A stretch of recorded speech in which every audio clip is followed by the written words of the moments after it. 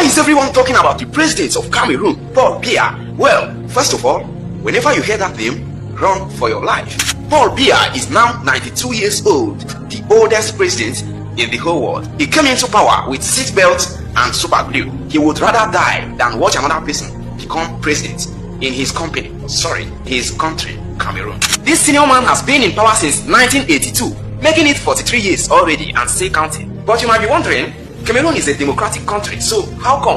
Well, let me tell you, there is always a presidential election every 7 years, but somehow it's always Biya who wins all the votes. But the even craziest part is, studies shows that almost 90% of Cameroonians hate Paul Biya, but yet he wins all the votes. So, Blaise, let's talk about the reporting that you've been doing in Cameroon that's also brought you to Germany. Tell us about that.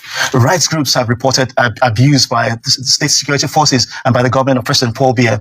I have been in rallies, I have been in events in Cameroon where people's rights, you would see that people's rights have been violated. So I've spoken to Cameroonians in Cameroon, but I also wanted to understand what has made so many Cameroonians to go on exile. That is why I came to Germany, and here's my report.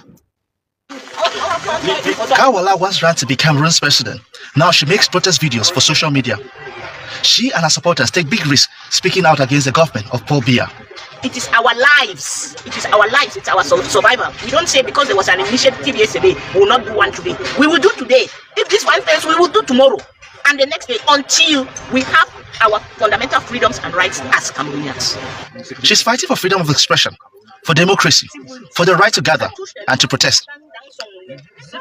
At the moment, she keeps the fight limited to social media and this compound. She knows she'll be in trouble if she takes a fight outside.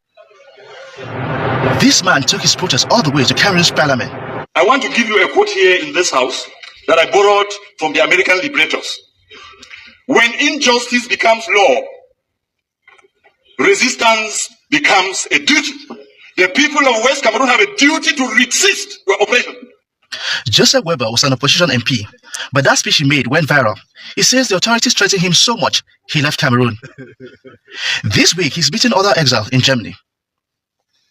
This is the first time he dared appear in public.